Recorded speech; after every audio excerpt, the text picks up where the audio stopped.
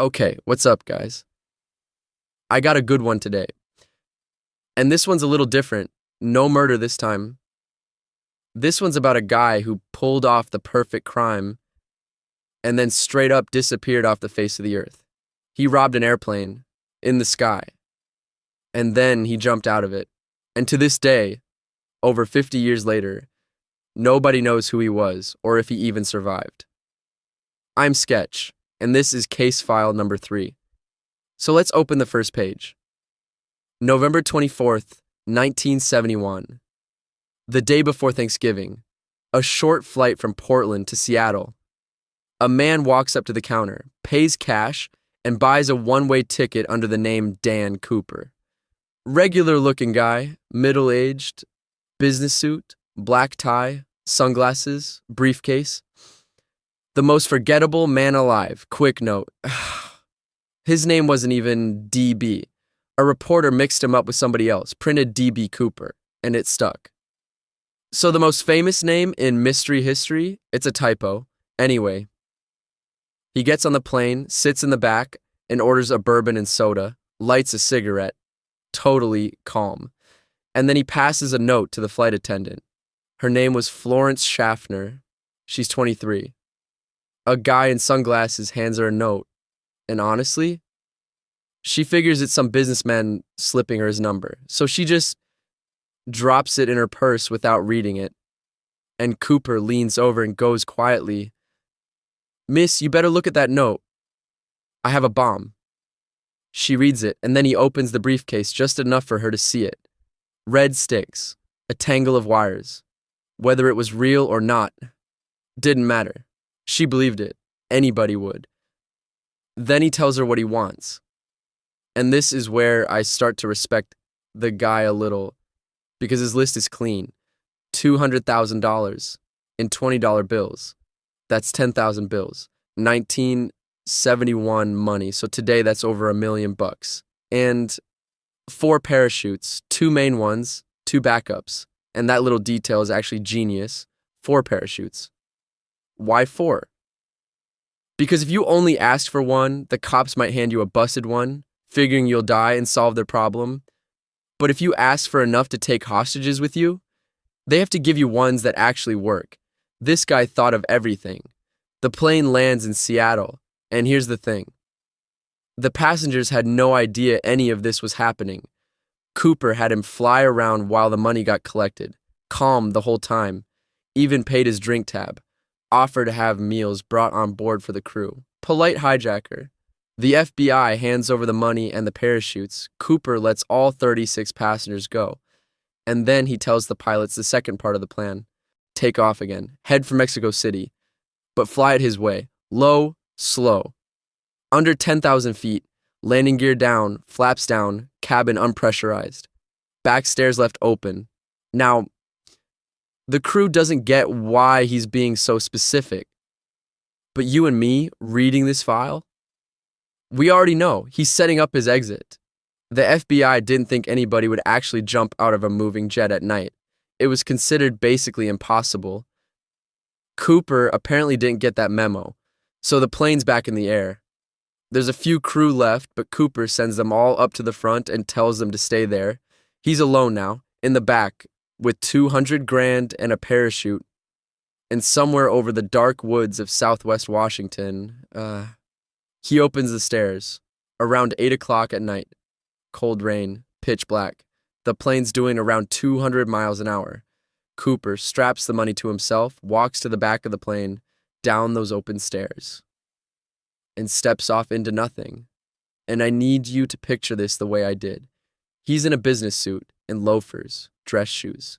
No helmet, no goggles, no gear, jumping into freezing rain, in the dark, into a forest, over terrain he can't even see. That is either the bravest or the dumbest thing a human has ever done. Possibly both. The pilots feel a little bump in the tail around 8:13. They think nothing of it. They land in Reno with the stairs still hanging open, and the back of the plane empty. Dan Cooper was gone. And that's the last time anybody saw him, ever. So the FBI launches one of the biggest manhunts in American history, codename Norjack. They flood those woods. Soldiers, agents, search planes. They figure, okay, a body, a parachute, $200,000. It's all got to be down there somewhere. They find nothing. Not a dollar. Not a scrap of parachute. Not a shoe. Nothing. And look, the woods are huge and the night was nasty. So, sure, a guy could vanish out there. But everything? The money doesn't rot in a couple weeks. The parachute doesn't dissolve. It's like the sky just swallowed him.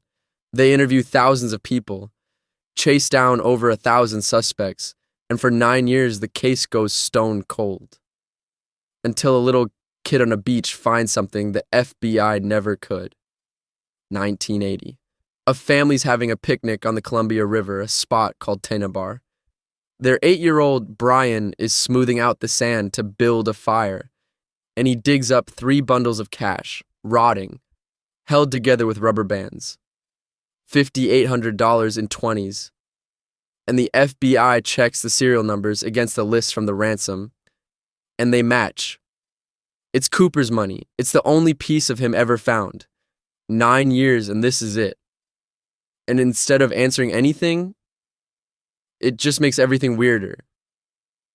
Because the spot doesn't make sense. It's not really where he was supposed to have jumped. It's not where the river should have carried it. The bundles were buried in a way that doesn't line up with just washing ashore. So how did 3 packs of Cooper's cash end up buried on that one beach? Nobody can agree. To this day. And that's the whole case in a nutshell. Every clue you find just adds a question. Oh, and he left something behind, on the plane, his tie. A cheap little clip-on tie from JCPenney. He took it off before he jumped, probably so it wouldn't strangle him in the wind, and left it on the seat. And for decades, it just sat in an evidence file, until some citizen investigators, regular people obsessed with this case, got permission to study it under a super-powered microscope, and they found tiny particles on it, including pure titanium. Now, in 1971, pure, unalloyed titanium was rare. You'd basically only be around it if you worked somewhere special, like an aerospace plant or a chemical plant. So the tie quietly narrowed the whole world of suspects down to a certain kind of guy, a guy who knew planes. Hold that thought, because here's the suspect the file keeps circling back to. A man named Richard McCoy, Army veteran, Vietnam, and an experienced skydiver. And here's the kicker. About 5 months after Cooper, McCoy pulled off an almost identical hijacking. Demanded money, demanded parachutes, jumped out of a plane. The FBI caught him for that one. And when they did, people noticed he looked an awful lot like the Cooper sketch. Now, McCoy always denied being Cooper. He broke out of prison and was killed in a shootout with the FBI in 1974. So he never told anybody the truth. Case seemed like it'd stay a mystery forever. The FBI even officially closed it in 2016, gave up, and then, just recently, this case did the thing where it refuses to stay dead. A few years ago, McCoy's own kids, now grown adults, come forward. And they lead an investigator to the old family farm. And in an outbuilding on that property hidden away, he finds a parachute and a logbook, and not just any parachute. Experts looked at it and said it was a rare modified rig, the same unusual type linked to the Cooper jump, on the family farm, of the guy who did a copycat hijacking, who was already the #1 suspect. Come on. The FBI was interested enough that in 2024, they took the parachute and the logbook in for testing on a case they supposedly closed. So is it him? Maybe. Honestly, probably, but probably isn't proven. And as I'm reading you this, there's still no official answer. The most famous mystery in America is this close and still open. So here's what the file can actually tell us for sure. One man, one plane, one note. He robbed it in midair. jumped into a freezing storm in a business suit, and was never seen again. No body, no parachute, almost none of the money, just a kid's beach discovery, and a tie full of titanium. So here's your jury duty for tonight. Theory 1, he died on the jump, froze, or hit those trees in the dark, and the forest just hid the rest. Theory 2, he made it. He landed, walked out of those woods, and lived the rest of his life as the one guy who beat the FBI and got away clean. And I know which one I want to be true. Because if he lived, that means somewhere out there, some quiet old man ate Thanksgiving dinner every single year, knowing he was D.B. Cooper, and he never told a soul. Drop your verdict in the comments, died on the jump, or walked away. And if you think you know who Dan Cooper really was, I'm listening. I'm Sketch. That was case 3.